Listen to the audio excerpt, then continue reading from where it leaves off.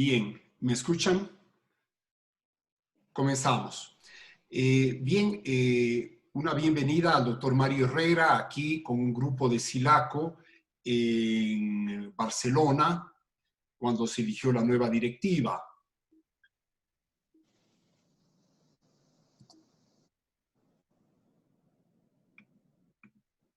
Bien, lastimosamente, como ya dijo la doctora Hernández, el doctor Esteban Calcagni no estará presente. Sebastián de la Torre, uno de los puntales internacionales en SILACO, nos ha colaborado con conferencias, diferentes eventos internacionales, y mi agradecimiento a la doctora Marta Hernández y al doctor Marcelo Ochoa, paz presidentes de la Sociedad Ecuatoriana de Columna, el capítulo de Columna, y miembros SILACO. Me referiré a las fracturas de la columna toracolumbar por abordaje posterior. La mayoría de estos conceptos están en este libro que SILACO editó hace 3 años en Barcelona, en la cual tuve el honor de escribir precisamente el capítulo de fracturas toracolumbares. Epidemiología. 1 de cada 20.000 personas por año presentan fractura de columna vertebral. La edad más frecuente es de 15 a 29 años, el área más afectada de T11 a L1. De T2 a T10 tiene 6 veces más riesgo de existir lesión neurológica. Objetivos: aportar información actualizada acerca del tratamiento de las fracturas toracolumbares, transmitir información clara y concisa sobre etiopatogenia, diagnóstico y plan de tratamiento, acortar el tiempo de toma de decisiones orientado a un mejor pronóstico neurológico del paciente. En cuanto a su etiología, tenemos accidentes de tránsito, caídas de altura, accidentes laborales, accidentes deportivos y violencia. Los estudios de imagen se inician generalmente por estudios radiográficos AP y lateral, pero la tomografía es mucho más precisa en mostrarnos los detalles de los trazos fracturarios. La resonancia magnética nos ayuda a evaluar las estructuras ligamentarias, los discos, el cordón medular y la presencia o no de hematomas intrarraquídeos. En cuanto a la clasificación, hablaremos en primer lugar de la clasificación de Wheeler del 29, quien divide a la columna en 4 tipos de lesiones: por compresión, por flexodistensión, por extensión y por traslación o luxofracturas. Watson-Jones en 1943 remarca la importancia del complejo ligamentario posterior y habla de los conceptos de inestabilidad cuando esta estructura se encuentra lesionada. Holzwarth divide a la columna en 2 segmentos, un segmento anterior y un segmento posterior, y nos habla de que cuando la pérdida de altura del cuerpo vertebral es menor al 50%, es una lesión estable. Y si la lesión tiene un acuñamiento mayor al 50%, es inestable por comprometer el complejo ligamentario posterior. En 1983, Francis Dennis revoluciona los conceptos biomecánicos de la columna vertebral con su clasificación de las 3 columnas y con sus conceptos de inestabilidad mecánica, neurológica, aguda y crónica. Francis Dennis describe un nuevo tipo de fracturas, que es el fractura tipo estallido, en el cual está afectada la columna media, que se protruye hacia el interior del conducto raquídeo. Antes, esta fractura era confundida con las fracturas por compresión y, por supuesto, frecuentemente tenía malos resultados en el tratamiento. McCormack en 1994 nos habla en su clasificación del grado de conminución del cuerpo vertebral con una puntuación de 3 a 9, indicando que cuando la conminución llega al grado 6 o más, se requiere la vía anterior para evitar cifosis, pérdida de altura y falla de los implantes. Sin embargo, existen en los 2 o 3 últimos años trabajos en los cuales cuestionan la exactitud de esta clasificación. Una clasificación muy importante es la clasificación CLICS del 2005, en el cual se toma en cuenta la morfología, la lesión del complejo ligamentario posterior, el cuadro neurológico y cuando la lesión suma menos de 4 puntos, el tratamiento es conservador y si suma más de 4 puntos, el tratamiento es quirúrgico. Tenemos la clasificación AO del 2013 con sus 3 subtipos ABC. Habla de lesión del complejo ligamentario posterior, lesión neurológica y comorbilidades como espondilitis anquilosante, quemaduras en la zona quirúrgica, etc. Es muy importante analizar el nivel de la lesión, puesto que si la fractura es entre T1 y T9, estamos hablando de nivel medular. Si es de T10 a L1, de cono medular, y de L2 a distal, de cola de caballo, y por lo tanto el pronóstico neurológico es diferente. ¿Cómo se consiguen los objetivos de tratamiento?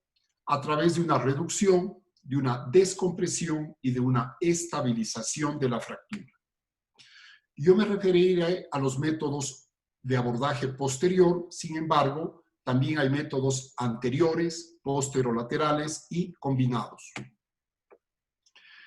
Tenemos los siguientes tipos de fracturas: fracturas menores, por compresión, por estalido, por flexodistensión, luxofracturas, fracturas por armas de fuego y arma blanca.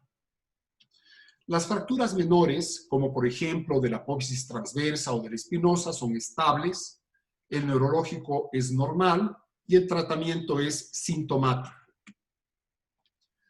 La fractura acuñamiento se presenta en el 10% de los casos. Cuando es menor al 50%, el complejo ligamentario posterior está indemne y el tratamiento es conservador con un corset rígido, como por ejemplo el corset de Jewitt. Cuando el acuñamiento supera el 50% o tenemos vértebras múltiples, como por ejemplo en este caso de una señora de más de 60 años, ¿no?, vemos que el conducto raquídeo está indemne, sin embargo, el acuñamiento de L2 está en el 50% y el de L1 aproximadamente en un 20%. Se trata quirúrgicamente por abordaje posterior. En este caso adicionamos 2 cerclajes de Luque en vista de que la calidad ósea no era buena. Hay que recordar que el punto más fuerte de la vértebra en casos de osteoporosis no es el pedículo, el punto más fuerte es la lámina. Las fracturas tipo estalido se las maneja quirúrgicamente cuando tiene un acuñamiento mayor al 50%, una cifosis mayor al 30 grados, una ocupación del conducto raquídeo mayor al 50%, cuando existe una deformidad en el plano coronal, que puede ser una curva escoliótica traumática de 10 grados o más, lesiones del complejo ligamentario posterior y déficit neurológico. Es típico en estas fracturas ver en la placa anteroposterior el aumento de la distancia interpedicular. Aquí tenemos un caso tratado en el hospital, un paciente adulto joven con Frankel D, déficit neurológico, ocupación del conducto raquídeo de al menos el 50%. El tratamiento más frecuentemente utilizado es este: instrumentación una vértebra arriba, una vértebra abajo, y también tomar la vértebra fracturada tratando de enviar los tornillos hacia cefálico para hacer una maniobra de soporte del platillo superior y evitar el colapso posoperatorio de la vértebra fracturada. La maniobra de reducción en estas fracturas por compresión por presión axial es precisamente la apuesta, maniobra de distracción que genera ligamento taxis, y cuando la fractura es reciente y no hay fragmentos rotados, el ligamento longitudinal común posterior actúa como una banda de tensión empujando hacia adelante los fragmentos óseos y descomprimiendo el conducto raquídeo. Otro caso que lo tratamos en el hospital, un paciente joven, accidente de tránsito, estuvo primero en otra casa de salud y vino con un síndrome de cola de caballo y una neumonía nosocomial bilateral. Una vez que mejoró en algo de la neumonía, pudimos tratarlo por abordaje posterior y preferimos evitar el tratamiento por abordaje anterior en vista del cuadro clínico del paciente.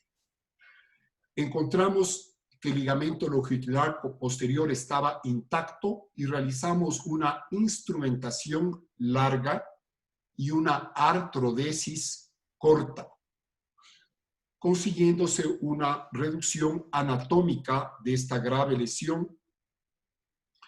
A los 6 meses vemos que se mantiene la reducción y el conducto raquídeo se encuentra totalmente descomprimido. Entonces se acortó la instrumentación dejando los extremos libres, tomando en cuenta de que es un paciente joven y estamos a nivel lumbar. Vemos aquí el grado de movilidad recuperada del paciente a los 8 meses de postoperatorio. Otro paciente del hospital, un paciente de 60 años, accidente ciclístico, un trauma muy fuerte con lesión grave medular, instrumentación por abordaje posterior, extirpamos los fragmentos óseos del arco neural en vista de que estaban sueltos, pero esto no debe ser un hábito. Si no están flotantes los fragmentos, mejor no resecarlos porque más bien puede haber un riesgo de fístula de líquido cefalorraquídeo. Fracturas por flexodistensión son el 18% de los casos. Es la denominada fractura de cinturón de seguridad de 2 puntos, más frecuente en niños o adolescentes. La lesión neurológica se presenta del 0 al 30% de los casos y muchas veces se acompaña de lesión intestinal por la compresión que genera el mismo cinturón de seguridad. Puede afectar el hueso o los ligamentos o ser mixta, puede afectar a 1 o 2 niveles. Ustedes ven ahí la fractura de Chance, que es transósea y un solo nivel. Esta puede ser tratada conservadoramente, con yeso en extensión o también quirúrgicamente. Cuando se la trata quirúrgicamente hay que generar fuerzas de compresión para cerrar la fractura, es decir, un mecanismo inverso al que la genera. Por último, tenemos las luxofracturas, que están en el 17.8% de los casos. Afectan las 3 columnas, traumas de alta energía, 75% de presencia de lesión neurológica, y el tratamiento siempre es quirúrgico en vista de la inestabilidad. La más frecuente, flexorotación en el 80% de los casos, cisaliamiento en el 9% de los casos, y por último, flexodistensión. Ocasionalmente, a pesar de que existe un grave desplazamiento óseo, puede haber función neurológica, como en este caso de Frankel D. Aquí tenemos un caso por flexodistensión. Nótese en la imagen de la derecha el grado de rotación que tiene la vértebra.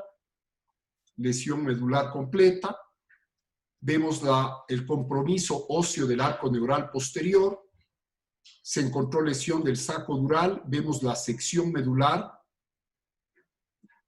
Instrumentación por abordaje posterior, 3 segmentos hacia arriba, 2 hacia abajo. Recordar que en un 20% de los casos puede haber una lesión multinivel, que cuando la fractura es a nivel de L5 ya no entra en la clasificación de fracturas toracolumbares, sino más bien en la clasificación de fracturas de la unión lumbopélvica, que podemos utilizar barras adicionales como el Delta Cross para aumentar la resistencia mecánica y evitar la fractura de los implantes, que existen también lesiones por arma blanca, que no generan inestabilidad ósea, pero pueden generar lesión neurológica y fístulas. El tratamiento es el debridamiento y si hay lesión del saco dural y fístula, la reparación del mismo, utilización de antibióticos, heridas por armas de fuego. Generalmente se requiere de debridamiento solamente superficial y antibiótico-terapia por 72 horas. La antibiótico-terapia se debe prolongar por 7 a 14 días si hay lesión intestinal. Los corticoides no son de utilidad en estos casos. La extracción del proyectil se la hace cuando ocupa el conducto raquídeo. La fractura generalmente es estable y no requiere instrumentación. Puede más bien producirse una fístula cuando se trata de realizar una descompresión y hay una muy baja frecuencia de toxicidad plúmbica cuando el proyectil queda en la columna. Muchas gracias.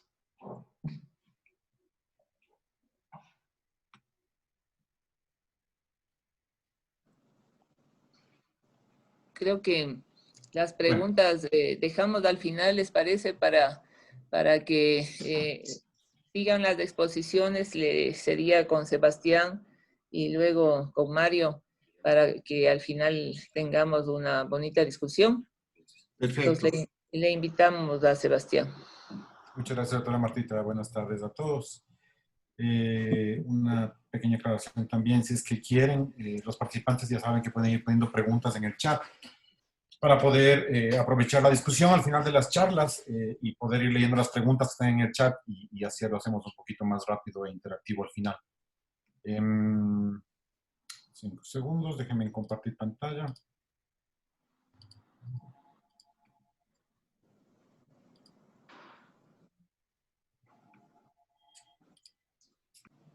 ¿Estamos? ¿Sí? Listo. Muchas gracias por la invitación. Qué bueno estar acá conectado con gente que son amigos, somos profesores. El doctor Herrera nos conozco hace muchos años y qué lástima que el doctor Calcari no pudo acompañarnos y esperemos que tenga una pronta recuperación. Vamos a hablar sobre las fracturas toracolumbares. Ya el doctor Moyano habló bastante sobre la clasificación, sobre la diferenciación entre los tipos de fracturas y las opciones de manejo por vía anterior. Ahora, vamos al siguiente tema, el abordaje anterior. Independientemente del abordaje, los objetivos del tratamiento en una fractura toracolumbar son recuperar la columna anterior y recuperar la banda posterior en un paciente con una fractura de columna.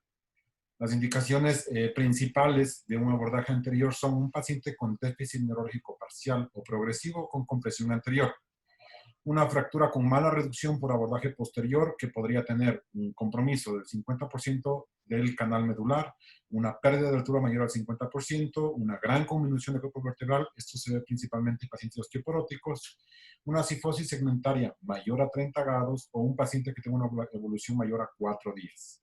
Las fracturas que están resueltas por abordaje posterior con instrumentación corta y que tienen un poco o pobre soporte anterior también podría ser una indicación. Pero empecemos desde lo básico. Este estudio del Clinical Neurology and Neurosurgery nos habla de cuáles son los objetivos del tratamiento de las fracturas tipo estallido, recordando que la mayoría presentan un compromiso neurológico por retropulsión de los fragmentos del cuerpo vertebral, siendo los objetivos mejorar la función neurológica, restaurar la deformidad cifótica y estabilizar la fractura. Entonces, ¿cómo logramos esto? Pues el tratamiento quirúrgico va a basarse en una descompresión adecuada con una estabilización adecuada, que nos dé una seguridad para poder hacer el manejo del paciente postquirúrgico. La descompresión puede ser anterior o posterior. La descompresión posterior puede ser directa mediante un abordaje posterolateral y manipulación de los fragmentos o indirecta mediante el ligamento taxis en el momento de la corrección de la deformidad cifótica. Cabe recordar que si existe mucha conminución o el signo de la cortical invertida, esto será imposible, en comparación con la anterior, que esta será incompleta y limitada. No se había explicado antes este tipo de reducción porque el análisis de las fracturas con la tomografía 3D, que nos da un análisis mucho más claro y en tridimensionalidad, nos permite tener una idea clara de cuáles son los fragmentos, cómo están rotados y cómo están orientados. Se debe tener mucho cuidado que las fracturas que presentan lesión de la lámina, puede haber una fuga de líquido cefalorraquídeo o un atrapamiento de la raíz nerviosa al momento de la reducción, si es que solamente se hace un abordaje posterior. Entonces, en resumen, la descompresión posterior nos permite hacer una descompresión directa, indirecta, incompleta y limitada, dependiendo del tipo de fractura y del abordaje. Se usa habitualmente en pacientes sin déficit neurológico. En la unión toracolumbar se utiliza una técnica posterolateral usualmente. La fractura de la lámina puede tener un atrapamiento, una fuga de líquido cefalorraquídeo por lesión de la dura madre o una aracnoides postraumática por manipulación. Y usualmente puede existir un déficit neurológico residual si es que no se hace una reducción adecuada. En cambio, la descompresión anterior nos permite hacer una descompresión directa, completa, porque se saca todos los fragmentos. Tenemos ahí una imagen clara en la tomografía de cómo se ve un signo de la cortical invertida. Usualmente es más fácil realizarlo en la columna torácica. La región lumbar se hace una cirugía con una estabilización anterior más estabilización posterior, perdón, una reducción anterior con estabilización posterior. Usualmente también se utiliza cuando hay una herniación traumática del disco, un hematoma ventral epidural, lo que nos permite hacer una descompresión y un drenaje del hematoma. Y también encontramos muy útil cuando hay una persistencia del déficit neurológico. Usualmente se hace una disectomía por encima y por debajo de la vértebra fracturada. Adicional se debe realizar una corpectomía, sea parcial o total, siendo esta última recomendada cuando existen fragmentos extruidos hacia el canal. Y parcial cuando solamente se necesita dar un soporte anterior en la columna anterior por falta de, por gran conminución, perdón. El segundo aspecto del tratamiento quirúrgico es la estabilización. Se prefiere una estabilización corta en las regiones más móviles como la unión toracolumbar y la región lumbar, y una larga en el área torácica, en el que no es de mayor importancia preservar la movilidad.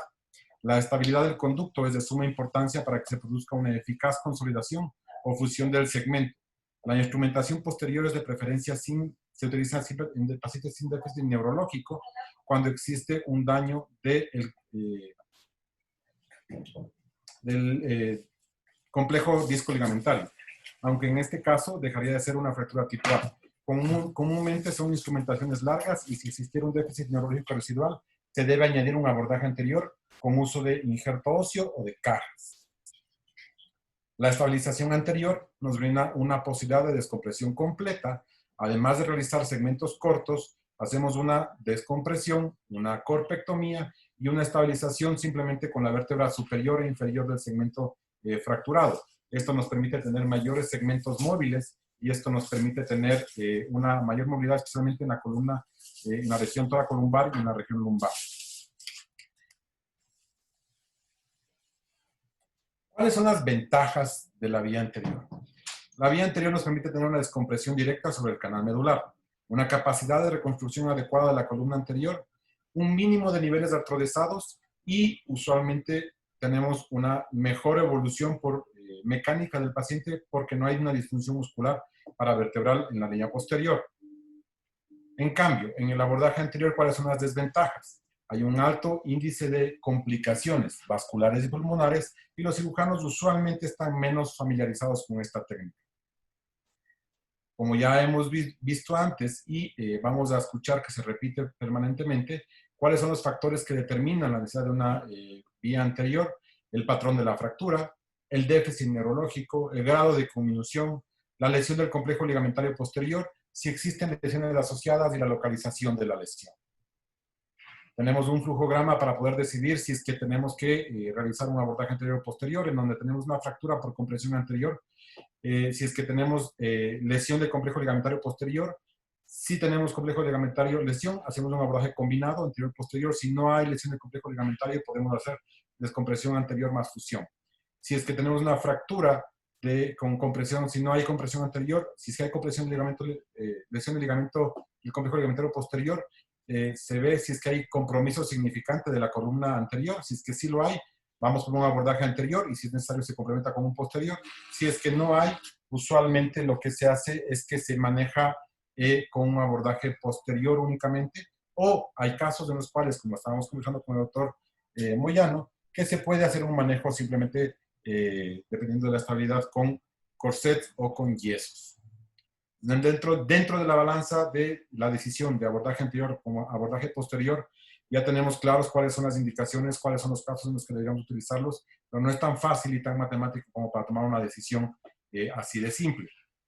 Entonces, debemos recordar que existen varios estudios realizados respecto a la decisión de abordaje anterior o posterior en fracturas tipo explosión, pero la mayoría tienen una población pequeña y son heterogéneos, por lo que nuestra decisión usualmente tiene que ser individualizada para cada tipo específico de paciente, para cada tipo de fractura y para el tipo de lesión que tenemos y para las lesiones concomitantes que puede tener el paciente o comorbilidades. Por ejemplo, aquí tenemos un estudio entre el abordaje anterior versus posterior en fracturas tipo explosión. Esto es una evidencia del 2019, una revisión sistemática comparando resultados radiográficos y funcionales de los dos tipos de abordajes. Se trata de una revisión de 6 estudios, de los cuales 2 son aleatorios, 1 no lo es y 3 son retrospectivos. La población está entre 25 y 95 sujetos, dependiendo de cada estudio. Un seguimiento entre 12 a 718 meses. Se aleatorizaron los tipos de abordajes. Para el abordaje anterior se realizó en decúbito lateral derecho, corpectomía parcial y fijación con cajas y placas o barras y tornillos. Para la instrumentación posterior fue realizada una descompresión directa con laminectomía o tornillos transpediculares y tornillos transpediculares. Y 2 estudios mediante ligamentotaxis se hizo la reducción con una fijación con barras y tornillos transpediculares. Los resultados. En este cuadro tenemos muy claro cuáles son los resultados neurológicos. Hay una equivalencia entre el abordaje anterior y posterior. No hay un empeoramiento funcional en los dos abordajes. La mortalidad y morbilidad de los pacientes, tenemos un 25% de complicaciones y mortalidad en un abordaje anterior y un 11% en el abordaje posterior. Las complicaciones y necesidad de revisión, tuvimos en cambio en el abordaje anterior un 5.3% y en el abordaje posterior un 12%. Además de esto, podemos encontrar que este estudio, que podemos ver, habla sobre la estabilización anterior en las lesiones traumáticas inestables de fracturas tipo explosión. Tenemos el artículo que nos habla de la estabilización anterior en fracturas tipo estallido. Se trata de un estudio retrospectivo de 45 pacientes en los cuales se presentó fracturas tipo estallido inestables, que fueron tratados con descompresión y estabilización anterior con abordaje retroperitoneal, transtorácico y transtorácico transdiafragmático. Los resultados fueron los siguientes: 48% de los pacientes mejoraron su estado neurológico al alta y al seguimiento aproximadamente de 2 años. Lo hicieron un 82%. Las complicaciones se presentaron en 12 pacientes en las que la mayoría era migración del injerto, infección de la herida quirúrgica e infección urinaria. Los 2 tipos de instrumentación tienen indicaciones específicas y estas son las conclusiones. Se debe tomar en cuenta el paciente, la edad, el sexo, las comorbilidades, la actividad física para la elección del tipo de instrumentación. Es importante el tipo de fractura en cuanto a la clasificación, la presencia de fragmentos dentro del canal, la presencia o no de lesión de complejo ligamentario posterior, la angulación cifótica y además, pero sin embargo, es lo más importante, el estado neurológico del paciente que determinará el tipo de descompresión que necesita. No olvidar que es preferible una descompresión anterior cuando existe déficit neurológico, más una gran combinación de la pared posterior. En cuanto a la evidencia. En cuanto a la evidencia, la literatura no muestra una diferencia significativa de los resultados entre los 2 tipos de instrumentación, ya sea estas indicaciones específicas que cada uno posee o por la heterogeneidad de cada participante del estudio. Recordemos siempre individualizar los pacientes dependiendo del tipo de paciente, el tipo de fractura y el tipo de lesión. Tenemos toda esta evidencia, inclusive tenemos desde el 2013, ya se hizo metaanálisis buscando la diferencia entre un abordaje anterior y un abordaje posterior, encontrando que no hay diferencias estadísticas dependiendo del ángulo de Cobb, no hay diferencias estadísticas entre los 2 abordajes dependiendo de la escala de Frankel, y el regreso al trabajo de los pacientes dependiendo del abordaje tampoco fue una diferencia estadísticamente significativa. Hubo mayor pérdida de sangre, mayor tiempo quirúrgico y mayor costo en el abordaje anterior y mayor infección de sitio quirúrgico en el abordaje posterior. La conclusión de este metaanálisis fue que las fracturas de estadio de columna toracolumbar, el abordaje anterior y posterior, no es superior al posterior, e incluso tiene mayores desventajas por las grandes posibles complicaciones que puedan presentar. Ahora, viendo la bibliografía actual, tenemos el libro de Auspein de Masters, en donde habla de que la fijación combinada en un abordaje anterior por fractura o por estallido, la instrumentación posterior bien planificada y desarrollada es suficiente. La descompresión incompleta con presencia de déficit neurológico es una indicación para hacer un abordaje anterior. Las fracturas A4 con una mala reducción es otra indicación para hacer un abordaje anterior. Y las fracturas A2, dependiendo del gap y ocupación del paciente, por una posible celuloartrosis es otra indicación. Solamente se describen este tipo 3 de indicaciones en el libro de Auspein para hacer un abordaje anterior. Entonces, bueno, esto es un estudio en el cual habla sobre instrumentación posterior, pero eso ya nos habló el doctor Moyano. Para llevar a casa, la instrumentación anterior no ha demostrado ser mejor que la posterior para fracturas de estallido. La instrumentación anterior puede ser un complemento de la instrumentación posterior dependiendo de si existe duda o inseguridad de parte del cirujano. La instrumentación posterior ha demostrado ser estable en las fracturas tipo estallido, realizándola con 2 niveles superiores, el nivel fracturado y un nivel inferior. La instrumentación de la vértebra fracturada aumenta la estabilidad de la fijación posterior y disminuye el riesgo de cifosis. Pero cada caso debe ser individualizado, recordemos eso, que es muy importante. Vimos un caso que nos presentó el doctor Moyano, de un paciente con una fractura de explosión, en la cual probablemente mucha gente hubiera pensado en hacer un doble abordaje, una estabilización con un soporte anterior, pero el paciente recuperó neurología, hizo una buena consolidación de la fractura, y tuvo excelentes resultados haciendo simplemente una instrumentación posterior que después pudo ser acortada. Aquí tenemos otro caso de un paciente de 18 años que tuvo un atropellamiento. Él se encontraba en su motocicleta, fue atropellado por una volqueta. El paciente llegó a la emergencia parapléjico, se le hizo un EcoFast donde se encontró líquido libre en el retroperitoneo. Podemos ver la tomografía, cómo se ve, y la resonancia magnética. Y este es el resultado postquirúrgico inmediato del paciente. Este paciente es un paciente que evidentemente tuvo una lesión neurológica. El paciente evolucionó y tuvo que manejarse en silla de ruedas. Es un chico de 18 años que empezó a hacer pesas para poder tener mayor cantidad de musculatura en los brazos y en tronco, y el paciente evolucionó provocando una cifosis segmentaria sin signos de aflojamiento de la instrumentación, pero se podía evidenciar que había un cambio en la angulación del eje sagital de la columna. Por lo tanto, en este paciente, al año postquirúrgico, se decidió hacer un abordaje anterior para complementar el posterior, haciendo una corpectomía parcial, solamente para dar soporte anterior, y se complementó con la colocación de tornillo en la vértebra proximal y distal de la fracturada de la corpectomía. Muchas gracias.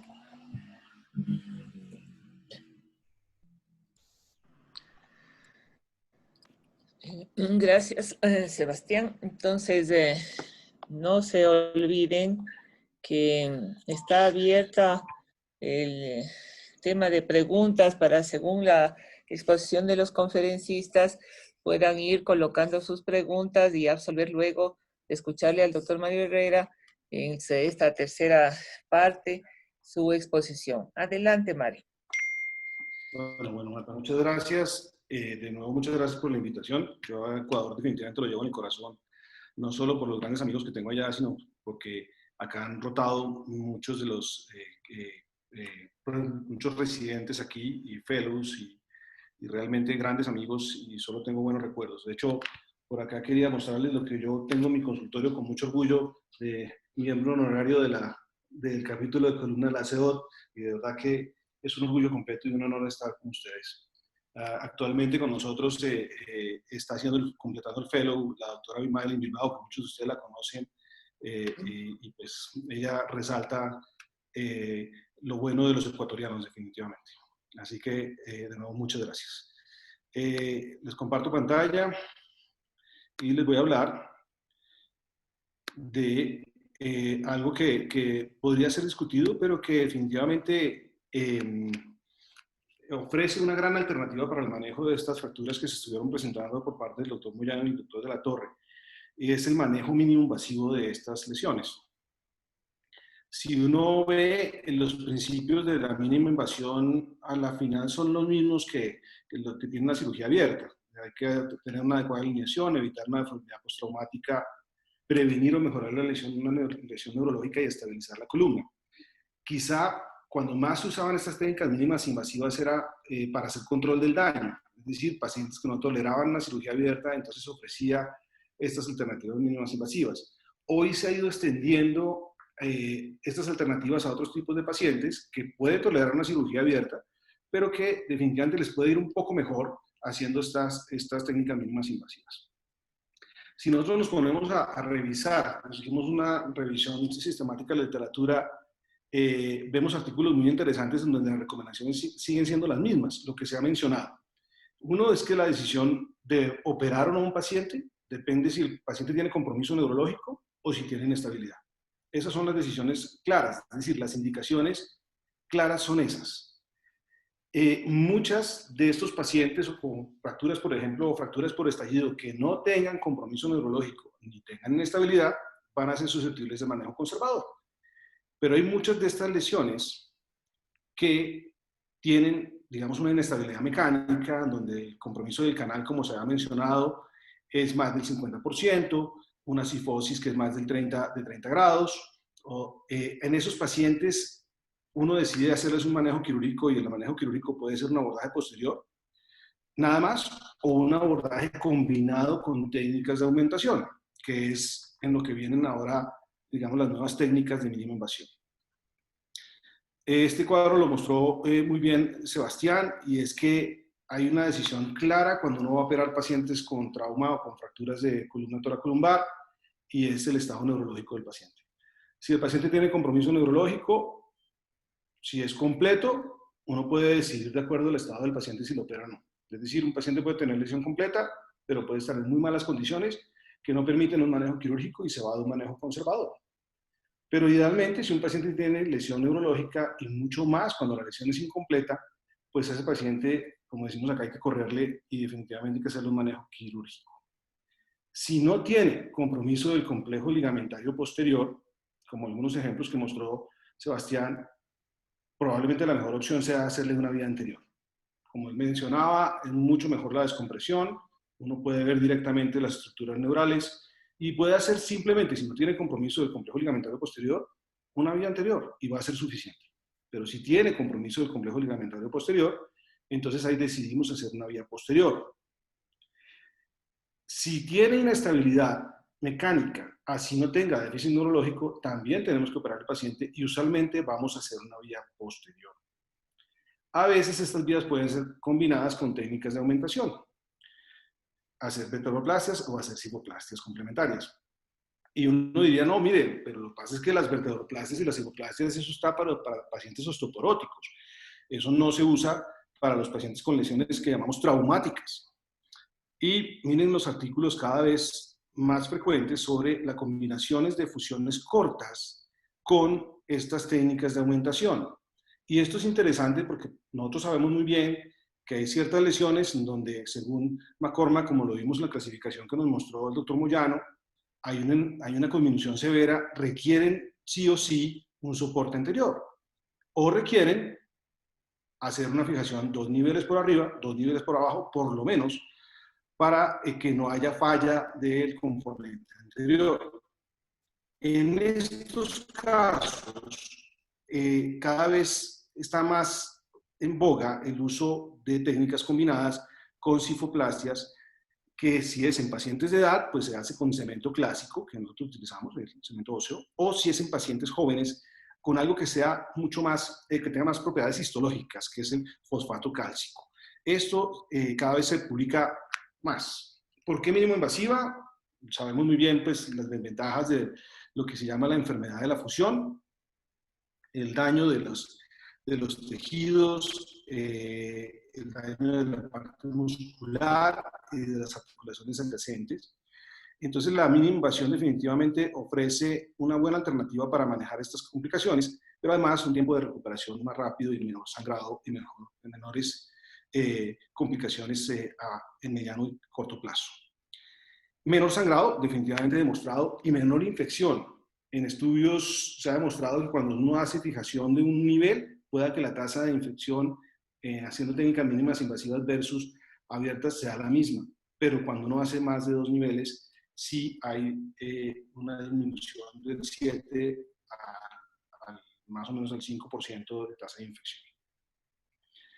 En cuanto a hacerlo abierto versus percutáneo, pues uno dice, hay varias desventajas potenciales. Uno es, por ejemplo, la pérdida de la alineación, que haya una psicosis postraumática en el paciente que utilizamos técnicas más invasivas. Y fíjense este estudio de 100 pacientes en donde compararon la misma técnica abierta versus mínima invasiva, y realmente la mínima invasión demostró las ventajas ya mencionadas, menos sangrado, menor estancia hospitalaria, menor dolor, pero en cuanto a la evaluación radiológica a mediano plazo, es la misma, es decir, la evolución de los pacientes es similar, no hay pérdida de reducción cuando se usan las técnicas mínimas invasivas de manera apropiada. Incluso la inserción de un tornillo, que lo vi en uno de los casos que mostró el doctor Moyano, en el nivel afectado aporta estabilidad biomecánica y es recomendado.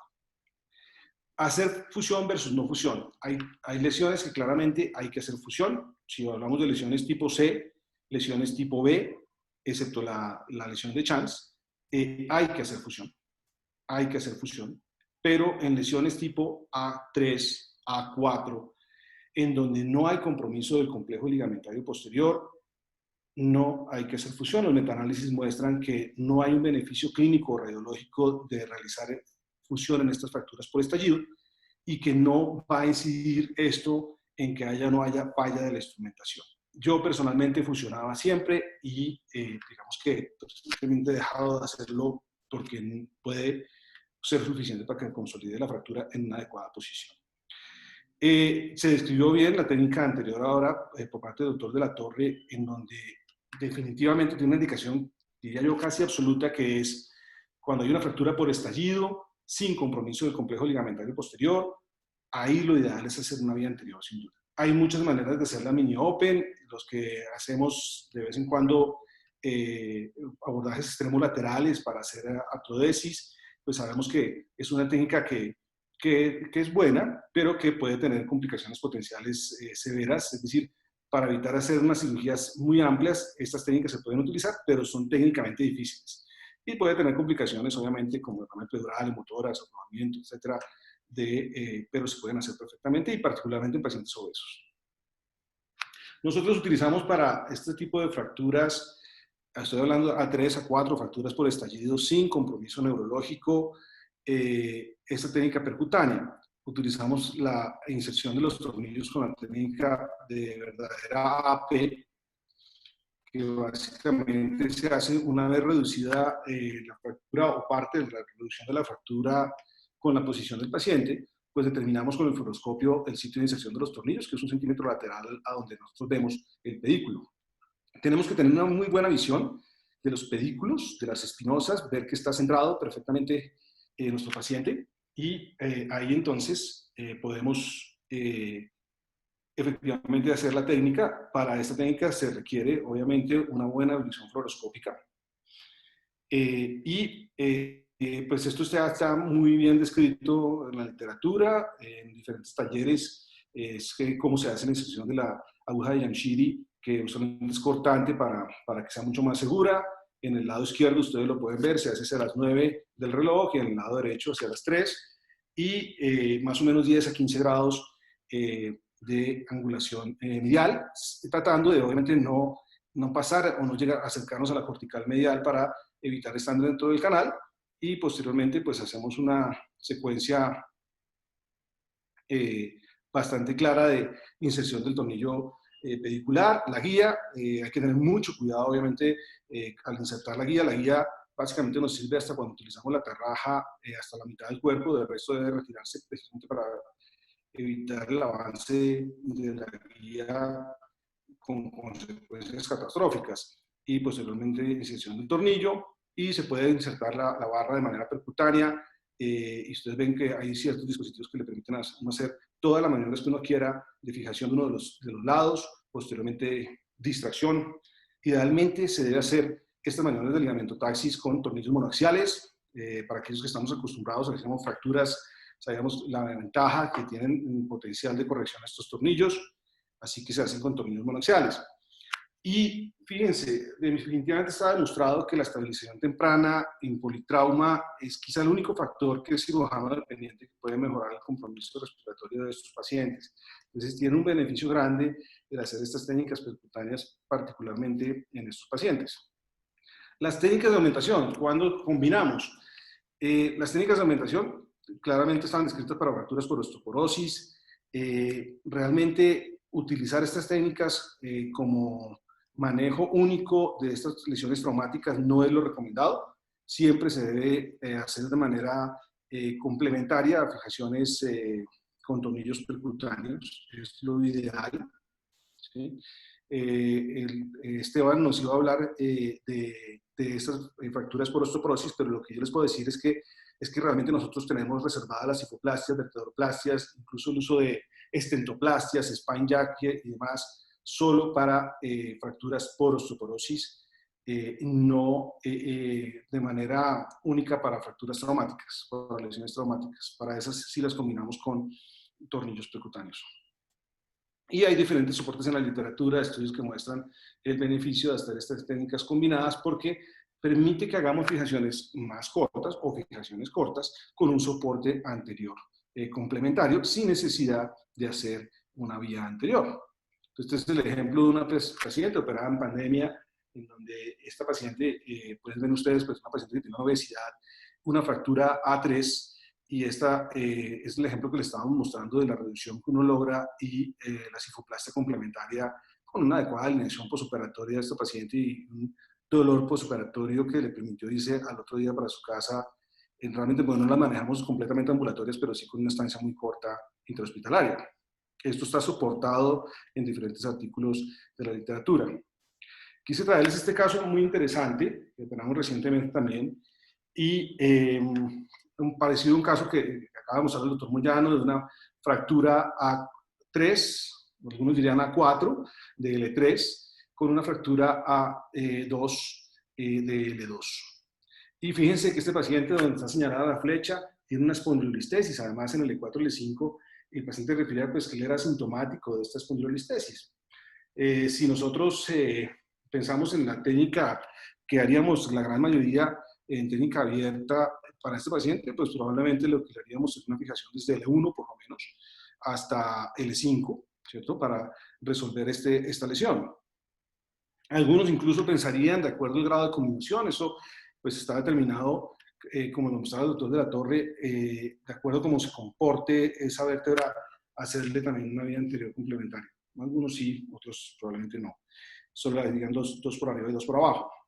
En este paciente, un paciente obeso, con un índice de masa corporal mayor de 30, decidimos hacerle esto. Fíjense, ahí tomamos la medida de cuánto nos daba la barra para hacer una fijación percutánea, y lo que hicimos fue utilizar el sistema de Johnson & Johnson del tutor interno, pero ellos tienen un sistema que es percutáneo. Entonces utilizamos los mismos principios, pero en esta fractura de L2 lo que hicimos fue hacerle una vertebroplastia a esta fractura. Fíjense que tuvo algo de migración del cemento que afortunadamente la contuvo el ligamento longitudinal posterior, y fijamos ahí nuestros chans en el segmento superior. Abajo en el E4 también nuestros chans de manera percutánea, y fíjense la reducción que se logra de la fractura del E3 con este sistema. En este sistema no, pues no tenemos que hacer artrodesis o fusión. Y estas son las heridas. Es un paciente que se observa, pues se ve claramente que el paciente tiene un índice de masa corporal alto. Estas son las heridas que tiene el paciente, y ese es el postoperatorio inmediato donde la reducción se logró realmente pues casi anatómica, ¿no es cierto? Y este es el control postoperatorio a los 3 meses del paciente. Este paciente lo protegimos obviamente con un corsé, pero pues es una alternativa terapéutica que se puede ofrecer. Conclusión, pues definitivamente tienen que ser parte de nuestro armamentario estas técnicas. Usualmente se utiliza para pacientes con politrauma, y sí tienen una desventaja grande, y es que obviamente va a tener mayor exposición radiológica, mayor curva de aprendizaje, pero es una alternativa eficaz y segura siempre y cuando apliquemos los principios de manera correcta. Y sobre todo interpretar muy bien las imágenes, porque es fundamental para que el resultado sea óptimo y no tengamos complicaciones intra o postoperatorias. Muchas gracias. Listo. Muchas gracias, Mario, por tu aporte con la técnica de mínima invasión, que cada vez está entrando con fuerza y más en boga porque obviamente tú has dicho los beneficios de la misma, es decir, un paciente que se recupera, sobre todo eso sería lo principal en forma casi inmediata, ¿no? Existen muchas inquietudes con un mismo tema. He podido revisar las preguntas y es si es que los ponentes fijan la vértebra conminutiva, es decir, si es que le dan estabilización al marco colocado por vía posterior con la instrumentación de la vértebra fracturada. Quizás Jaime Moyano abordó la parte posterior y podría ser que tenga la respuesta. Jaime. Gracias. Sí, generalmente el instrumentar la vértebra fracturada aumenta la estabilidad mecánica y permite una instrumentación más corta, siempre y cuando el pedículo no esté fracturado. Si el pedículo no está fracturado, es ideal. Y si está fracturado de un solo lado, uno puede colocar al otro lado. Y levantan y colocan injerto. Recuerdan, esa ha sido la evolución, ¿no?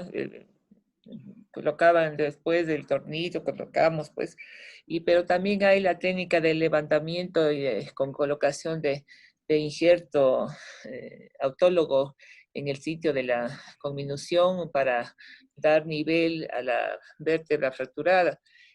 Tal vez, Mario, en ese sentido podrías aportarnos con alguna situación, porque tú estás hablándonos de la cifoplastía y que tiene el mismo principio. Entonces, ¿cuál sería la ventaja? Si bien es cierto, es mucho más fuerte el segmento en relación a la parte biológica del hueso, peor en gente osteoporótica, o versus también el metal con el tornillo. Serían las tres partes a ser consideradas con tal de dar una fuerza a este segmento de cuerpo fracturado y tal vez con miras a evitar el abordaje anterior. Y yo creo que esa es la ventaja más grande, es que evitemos un abordaje anterior dándole un soporte anterior a la vértebra. De acuerdo con el doctor Moyano, si el pedículo está bien, uno podría poner un tornillo adicional, pero estas vías anteriores sobre todo se reservan para pacientes cuya conminución, la conminución de su fractura es tan severa que uno piensa en hacerle o 2 niveles por arriba o 2 niveles por abajo, o piensan hacer una fusión corta con un soporte anterior, que era lo clásico que hacíamos. Incluso cuando hay conminución severa, que es una de las razones para que uno evite hacer técnicas de aumentación, en esos casos haciendo una cifoplastia, observando bien en el fluoroscopio, se puede hacer una aumentación adecuada y un soporte anterior adecuado. Algunos les gusta utilizar, por ejemplo, en vez de cemento óseo, injertar esa vértebra fracturada, pero probablemente no nos va a dar la estabilidad que nosotros estamos buscando. Entonces, lo que se describe en literatura definitivamente es que es la aumentación la que va a dar ese soporte anterior desde la vía posterior. Lo ideal, yo pienso, es cifoplastia. Podría combinarse con estentoplastia o un dispositivo, lo que pasa es que es muy costoso. Pero la cifoplastia puede ser suficiente y uno puede ver muy bien durante el acto operatorio que no haya migración posterior del cemento y como ustedes vieron en el ejemplo, y si la hay, uno puede detenerse en el momento preciso para evitar complicaciones. Así que sí creo que es una ventaja grande. En pacientes de edad, solo cemento óseo. En pacientes jóvenes, procurar que sea fosfato tricálcico, algo que sea más histológico, pero sí ayuda mucho pensar en ese tipo de soporte. Y lo que decía el doctor de la Torre, ya si el paciente tiene compromiso neurológico, pues no es indicación para usar estas técnicas. Ya hay que hacer una descompresión franca y una estabilización, ya sea vía anterior, vía posterior o combinados. Muy bien. En esta línea también hay mucho interés. Veo otra pregunta, si es que pondrían el tornillo unilateral, y creo que Jaime Moyano lo contestó, porque si un pedículo se encuentra fracturado, roto, de pronto podría ser la indicación de un tornillo contralateral en ese segmento, ¿no? ¿Está Marcelo Ochoa conectado? Porque él estaba también en el panel de preguntas. Sí, buenas tardes. Buenas ¿Alguna tardes, doctor pregunta para Hernández. todos? Buenas ¿Cómo tardes está? con todos. Sí, ¿Alguna inquietud, Marcelo, ¿cómo pregunta estás? sobre las exposiciones de los tres ponentes? sí, gracias. Buenas tardes. Muchas gracias por la invitación y también he escuchado detenidamente la presentación de todos. Muy valiosos los aportes. Yo podría agregar un comentario y tal vez generar alguna interrogante, porque, por ejemplo, miré ahí en las preguntas, pero ahora puedo comentar que la presentación, o sea, respecto a la vía anterior, esto está vigente. No obstante, es una vía complementaria. Es una vía complementaria a la vía posterior. Realmente la gran mayoría de las lesiones, las traumáticas, estamos hablando de trauma, se pueden resolver por vía anterior y o hacer la vía anterior complementaria. Entonces, de ahí que, no sé, en nuestro medio, o incluso en la literatura, hacer de entrada la vía anterior para resolver el problema, me parece, está descrito, pero me parece que es demasiado exagerado. Porque si ya tenemos la clasificación, ya vemos que incluso con esta clasificación que mencionó el otro Moyano de McCormack, que fue hace tantos años y que hoy en día está cuestionada porque fueron creo que no más de 27 casos. Si uno se basa en esa clasificación y ve que la dispersión, la falla puede ser una vía posterior corta, pensando en hacer en el futuro, no lejano, una vía anterior. Concluyo diciendo que la vía anterior, o sea, sí, pero está vigente, pero es una complementaria, o sea, hacer el abordaje combinado. Entonces, ahí surge la pregunta. Vimos los algoritmos.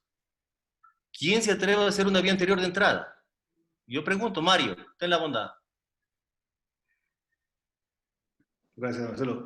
Yo voy a contestar, yo. Y la razón para defenderla, claro, no es la que se hace comúnmente, pero yo te pongo el escenario. Tú tienes una fractura A4, es decir, fractura por estallido, sin compromiso del complejo ligamentario posterior. Tienes invasión del canal y tienes una lesión parcial, una ACAC. Perfecto. Esa fractura es muy bien manejada por una vía posterior con un sistema de un fijador interno y se reduce por ligamento taxis. Vemos la evolución del paciente porque tú sabes que los fragmentos, que la cortical invertida, esos se reducen. Se pueden reducir con ligamento taxis. Pero entonces lo que defendía, digamos, los que defienden la vía anterior, dicen la mejor manera, y es cierto, de ver la descompresión, porque además es una lesión parcial, ¿cierto? No estamos hablando de una lesión completa, estamos hablando de una lesión parcial, un paciente que buscamos que recupere neurológicamente. Ese es el más grave, ese paciente es el más grave. Es hacer la vía anterior porque tú no tienes compromiso del complejo ligamentario posterior, es un estallido puro y tienes los fragmentos metidos contra eso. La cosa es que, sí, muchos de nosotros, por ejemplo, hacemos osteotomías de vía posterior, hacemos sustracción pedicular, pero sabemos la gran manipulación que tenemos que hacer de las estructuras neurales cuando hacemos este tipo de cirugías, desde atrás. Hacemos VCR, por ejemplo, o hacemos sustracción pedicular, pero entonces hay que manipular las estructuras neurales. Hay que llevar un monitoreo neurológico que ya de entrada está alterado en un paciente que tiene una lesión parcial. Entonces, quizá esa es la indicación para hacer una vía anterior de entrada. Que como tú dices, es lo raro, porque la gran mayoría de pacientes, como los ejemplos que mostraron, de luxofracturas, pues son lesiones tipo C o lesiones tipo B, en donde hay compromiso posterior y en donde en ese caso sí es mejor hacer en la vía posterior. Yo estoy de acuerdo contigo en algo. Claramente, es que solo por razones mecánicas, sin compromiso neurológico, sí, me parece poco atractivo a aquellos que son tan aguerridos y se meten a hacer una vía anterior de entrada, cuando lo pueden resolver desde atrás, sin un compromiso neurológico. Uno no le ve mucho la lógica a eso. Es más, cuando yo no hacía estas alternativas de aumentación, lo que yo hacía cuando había fractura por estallido, por ejemplo, sin compromiso neurológico y había mucha conminución, pues hacerle 2 niveles arriba, 2 niveles abajo. Y probablemente ese paciente evolucionaba muy bien. Pero es quizá la única indicación que yo le vería a lo que tú estás diciendo de hacer una vía anterior. Sí, no, es válido. Por eso mismo que quede claro que la indicación es excepcional. Pero la ligamentotaxis, aún con déficit neurológico, puede mejorar porque los fragmentos se reducen. Y si a eso se puede agregar alguna otra cuestión. También, doctora Martí, en otro punto también chequeé una pregunta que dice de que el uso de injerto transpedicular, supongo, es para evitar la falla del implante. Así está formulada la pregunta y yo podría aportar de que el uso del injerto no es para evitar la falla, sino es para favorecer la consolidación de la fractura. Eso debe de quedar claro. Y la mejor indicación para esto, vimos 2 casos que presentaron, es la fractura A2, la fractura en hendidura. Ese es el caso que va mejor para utilizar el aporte óseo a la zona transpedicular, la tipo A2. Y otra pregunta que surgió, fijar la vértebra lesionada, desde luego. Yo considero que se pueden fijar si es que va a operar una fractura, podría ser una A3, A4, B1, B2. La que sí no hay que ponerle tornillo a la vértebra fracturada es la fractura A2. ¿Qué opinan ustedes? Porque el tornillo va a quedar en el foco de fractura. Y ese es un principio de la traumatología. O sea, en la A2 no iría justo el tornillo en la vértebra lesionada. Allí lo que debería ser un aporte injerto. ¿Qué opinas tú, Mario, y los demás? Bueno, en general la fractura A2 no requiere cirugía, digamos. La fractura A2 es una fractura de tratamiento conservador, a no ser que tenga lesión del complejo ligamentario posterior, caso en el cual ya sería A2B. 2. Entonces, en estos casos, sí, estoy totalmente de acuerdo con Marcelo. Volviendo un poquito a las indicaciones en fractura tipo extallido de abordaje anterior, yo en mi experiencia en lo que más he usado es cuando la fractura ha sido inveterada. A veces son pacientes que les subdiagnostican como una fractura acuñamiento, les hacen un tratamiento conservador, pero cuando uno hace la tomografía, nota que está afectada la columna media, nota que hay un fragmento hacia el conducto raquídeo, son fracturas que colapsan rápidamente y cuando viene el paciente con ya la deformidad, la fractura está ya muy aplastada y ya no se puede hacer la ligametotaxis. La ligametotaxis sobre las 2 o 3 semanas ya es insuficiente. Entonces, esa puede ser una indicación de abordaje anterior. Otra indicación es cuando, como lo dijo ya Mario, uno hace el abordaje posterior, pero la reducción es insuficiente. Uno no queda satisfecho con la descompresión del conducto raquídeo y el paciente tiene cuadro neurológico, entonces uno está obligado a complementar por el abordaje anterior. En esas condiciones, Jaime, de que no quedan satisfechos porque de pronto tienen una sensación de alguna inestabilidad, hay una inquietud. ¿Usan crosslink en el segmento no instrumentado y acuñado? Para mí. Sí, para ti, porque estás en el tema. Ya. El crosslink ayuda a aumentar la resistencia mecánica, sobre todo cuando la fractura tiene un componente de tipo rotacional. Es decir, es de más utilidad en las luxofracturas flexorotacionales, recordemos que son el 80% de los casos, ¿no? Y en el subtipo 4 de las fracturas tipo estallido de Dennis, en las cuales también hay un componente rotacional. En el resto de los casos no veo que sea indispensable. Yo había mostrado un caso de una tercera barra, uno puede colocar una tercera y una cuarta barra en los casos en que uno supone que hay una marcada inestabilidad y al colocar más de las 2 barras realmente uno consigue una disminución de la probabilidad de fractura del implante. Gracias, Jaime. Y Mario, hay esta inquietud, obviamente, en fusión y no fusión, con miras al retiro de los implantes. Obviamente estamos muy bien indicados según el tipo de fractura, la indicación quirúrgica. Pero ¿cuándo retiras los implantes, Mario? Es una inquietud que tiene el auditorio. Sí, entonces, yo creo que la filosofía de estas fijaciones percutáneas, por ejemplo, es poderlo retirar en algún punto de los implantes o incluso en cirugías abiertas. Cuando son fracturas A3, A4, completamente aceptado porque no tiene compromiso del complejo ligamentario. Entonces uno hace la fijación, incluso para eso están indicadas estas fijaciones percutáneas, y uno no tiene que hacer fusión. La fractura consolida adelante. Cuando son fracturas B o C, hay que hacer fusión. Entonces ya las técnicas mínimas invasivas ya tienen una dificultad adicional y a veces preferiríamos hacer una técnica abierta, pero hacer fusión. Excepto que sean fracturas tipo chance óseas, en donde Jaime mostró un ejemplo muy bien de fijación corta, tu tornillo arriba abajo y cierra la fractura, a esa fractura va a consolidar muy bien. Pero si es un chance ligamentario, pues no. Todo lo que tenga compromiso ligamentario va a requerir una fusión. Entonces, en ese caso, yo sí haría una fusión artrodesis convencional. Y probablemente una fijación más larga, ¿no? Muy bien. Doctora Martita, permítame una pregunta. Sí, claro. ¿Cómo? En el otro tema que lamentablemente no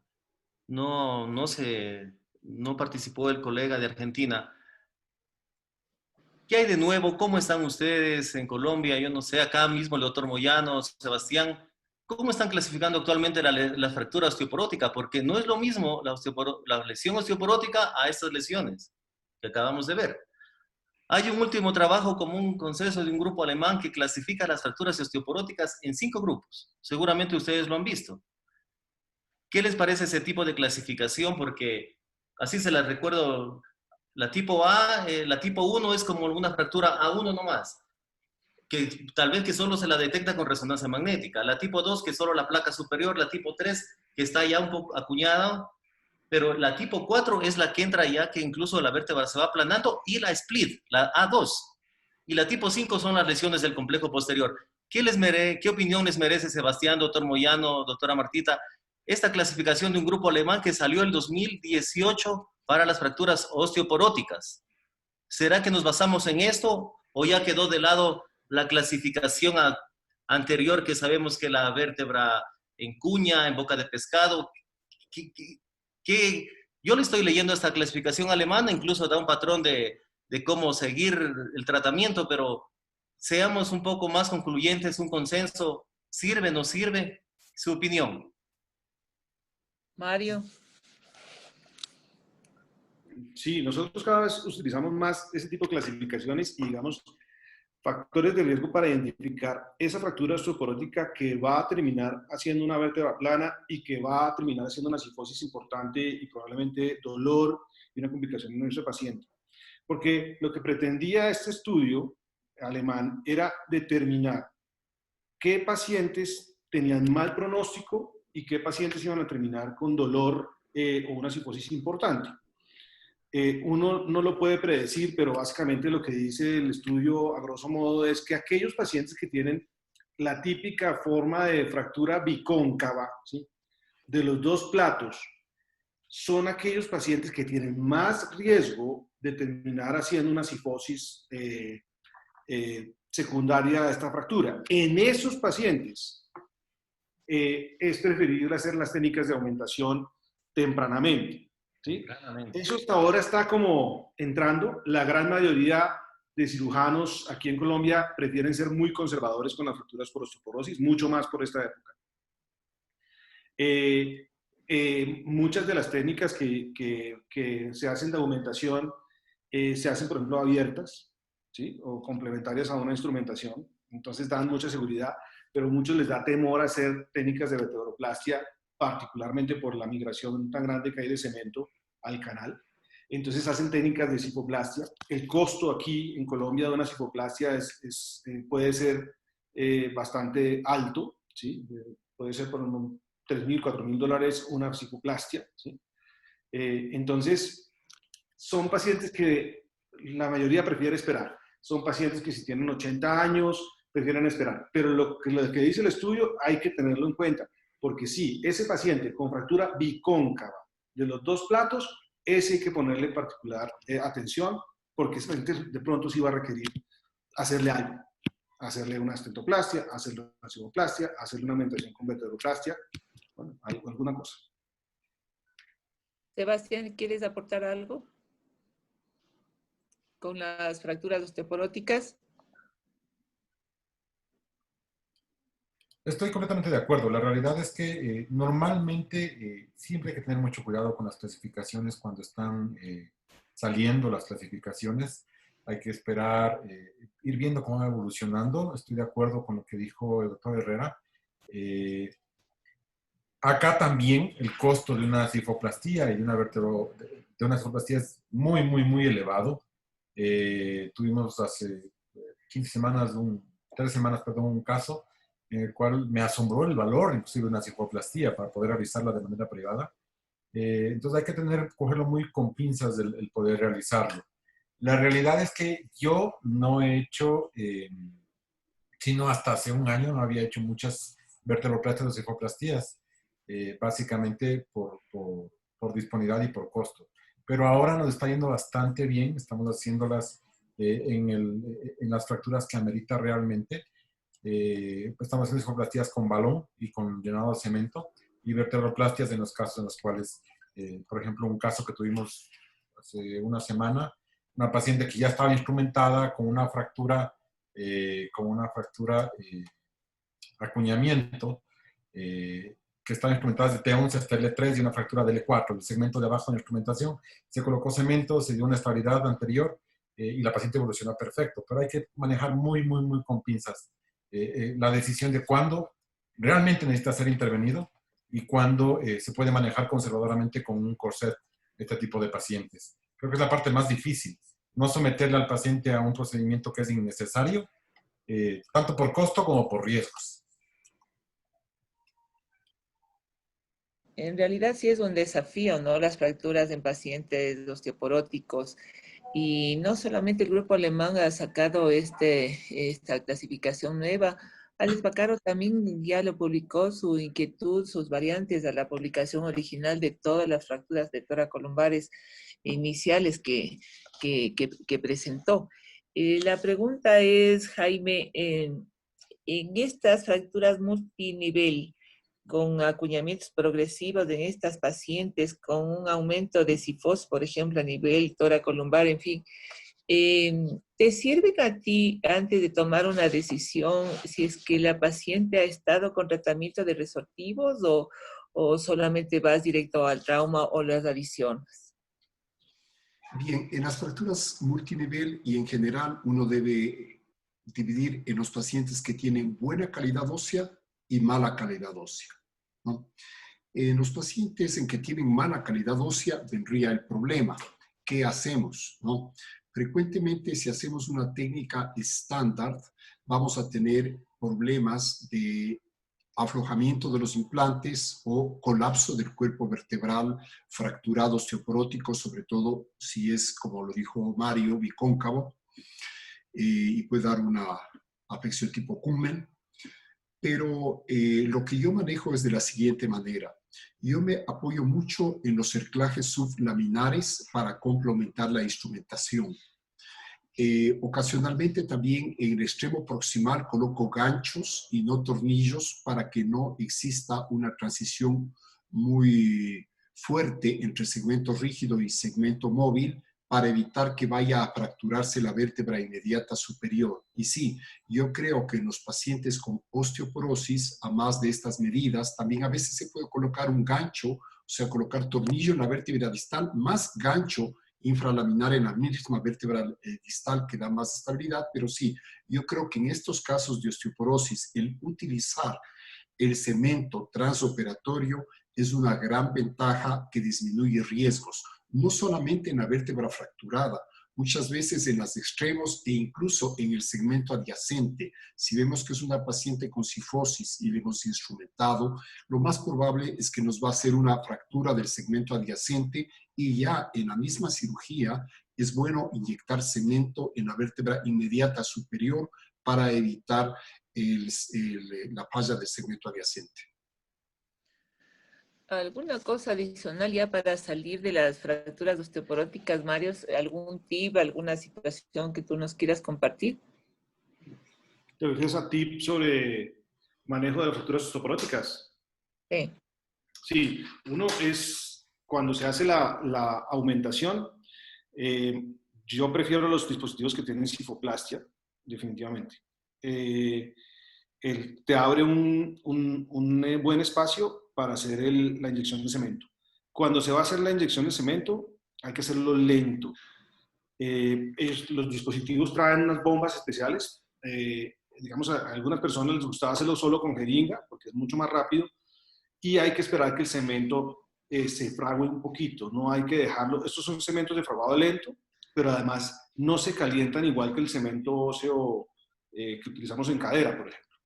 Precisamente no tienen tanta reacción exotérmica para evitar lesiones neurológicas. Entonces la inyección tiene que ser muy lenta, y en ese momento del fraguado, el caso que ustedes vieron en donde tuvimos algo de migración posterior del cemento, que lo contuvo el ligamento longitudinal, precisamente queríamos poner los chans, pusimos cemento antes y poner los chans después, y teníamos temor de que no alcanzáramos a hacerlo rápido, y por inyectar el cemento muy líquido, tuvimos migración del cemento a la parte posterior. Entonces se puede hacer muy seguro, pero siempre y cuando se sigan esas recomendaciones y visión fluoroscópica constante, ¿no? Para evitar la cantidad que le cabe a una vértebra, no son más de 3 a 5 centímetros, no le cabe más de eso. Depende si es torácica, depende si es lumbar, pero esos son como los trucos gruesos en nuestros procedimientos. Muy bien. Saliendo de esto un poco de la osteoporosis, vamos a la columna degenerativa, por ejemplo. Ustedes están siguiendo a una paciente con una columna degenerativa y, oh sorpresa, les llaman a la emergencia porque se ha fracturado a nivel toracolumbar. ¿Ustedes abordan holísticamente a esta paciente? Es decir, de una vez le tratan su parte degenerativa, liberan el canal, en fin, hacen todo lo que tenga esta paciente, más la fractura, o le dejan para un segundo tiempo? Esto se ha visto en práctica y me gustaría la opinión de ustedes. Mario, ¿está claro lo que digo? Sí. Yo de hecho mostré un caso de paciente que mostré en que el paciente tenía una listesis 4-5 y tenía una fractura de L2 y L3.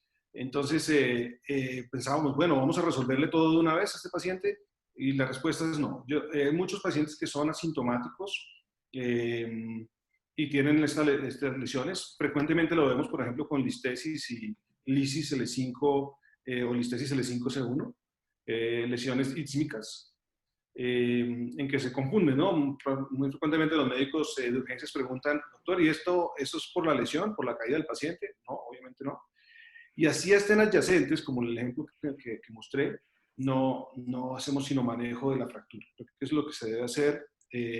Porque normalmente el paciente, cuando tiene un trauma, va a tener una respuesta inflamatoria.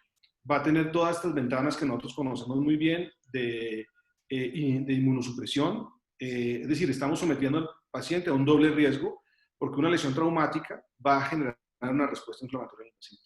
Entonces, solo la lesión, no más. ¿Alguno de los ponentes y de los presentes discrepa? Es decir, sí tomarían las dos patologías, es decir, la degenerativa con la traumática. Jaime, Sebastián, Marcelo.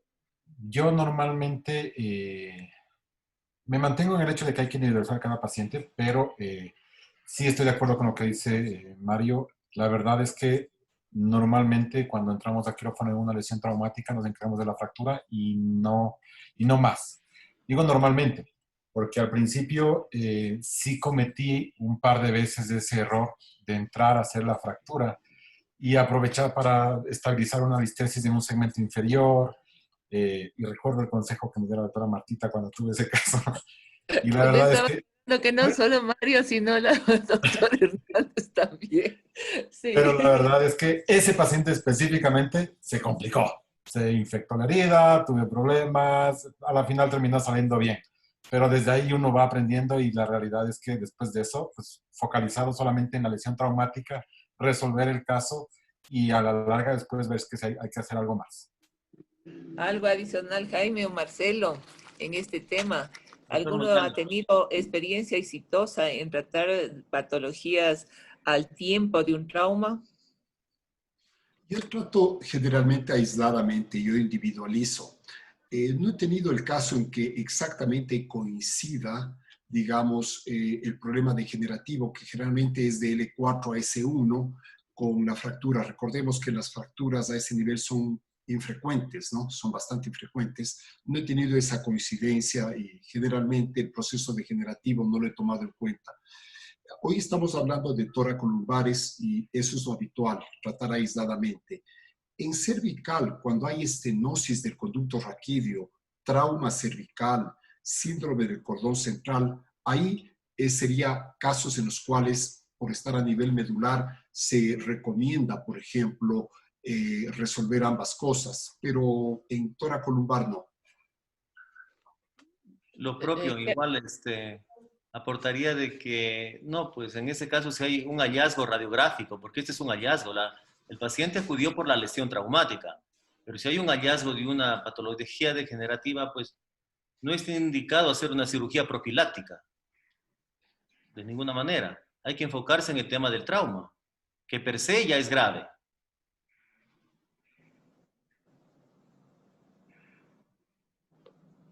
Sí, se ha dado casos, ¿no? Es decir, los principios que están dando los ponentes, eso es lo que vamos a llevar todos a casa, porque definitivamente no es la lesión concomitante a nivel L4, L5, si no estamos hablando de las lesiones toracolumbares, pero podría suceder y ha pasado, como se escucha, de que se aborde las dos patologías al tiempo y evidentemente se puede tomar riesgos innecesarios en desmedro de los pacientes.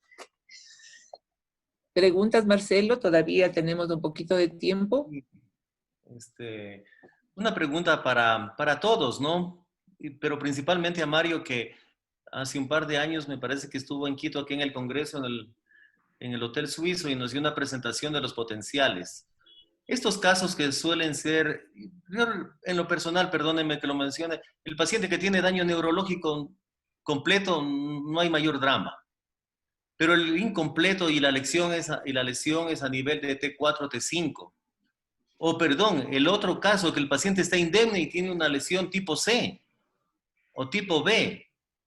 Ese paciente que tiene una lesión tipo C, que está indemne neurológicamente, o un tipo B, o una 3. Vamos al caso ya, una persona joven.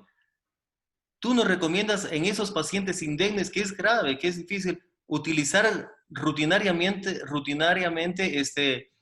el monitoreo neurológico? ¿Cómo lo hacemos? Porque la realidad a veces es otra. La literatura, en el exterior, los amigos lo comentan, pero otra cosa es estar ya en el hospital público. De acuerdo. ¿Qué nos dices al respecto? Sí, gracias. Pues sí, yo parte de mi entrenamiento lo hice en Estados Unidos y allá yo creo que gran parte por la parte médico-legal, ellos utilizaban monitoreo para todo, ¿no? Incluso para el lumbar, con electromiografía y con toda la cosa, utilizaban monitoreo y cada vez más en boga, y resulta que ponían tornillos y le hacían monitoreo a cada tornillo, lo cual me parecía a mí exagerado, pero yo creo que tiene un fondo médico-legal. Si uno tiene el monitoreo, digamos, permanente, acceso en su hospital al monitoreo, yo creo que se debe usar, particularmente cuando hay compromiso o cuando la cirugía va a ser en región medular, digamos así. Es decir, cervical, torácica. El lumbar, bueno, tendría que ser un caso muy seleccionado para pensar en hacer monitoreo en ese caso. Yo regularmente no lo hacemos.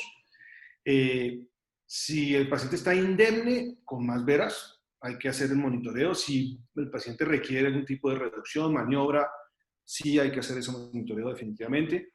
Si el paciente tiene una lesión parcial, es un punto discutido con los fisiatras, los que nos ayudan con la parte de monitoreo, porque ellos nos dicen, mire, muchas veces la lectura que yo tengo no es la adecuada como para poderle decir si el paciente tiene o no, cómo le va a usted en la cirugía. Pero también lo hacemos por razones médico-legales, es que por lo menos lo tenemos. Nunca en lesiones completas. Definitivamente pues, no hay beneficio en lesiones completas, pero si lo hay, sí es mejor pedirlo. Por razones médico-legales es mejor tenerlo, siempre. Si nosotros estamos a nivel de pacientes privados, utilizamos de rutina el monitoreo, lo estamos usando ya siempre. Creemos que es una ventaja para el paciente en la mayoría de casos y también por motivos médico-legales. Y en algunos casos nos ha sido de mucha utilidad. Igualmente de rutina, la de neurofisiología, tanto en el hospital público como en el privado. Realmente es un soporte con miras a la práctica esta de médico legal, problemas médico-legales, definitivamente es una ayuda increíble. No sé, Marcelo, la pregunta viene que hay dificultades en su hospital de Dusco, ¿verdad? Sí, sí hay dificultad, pero también hay que coger la recomendación.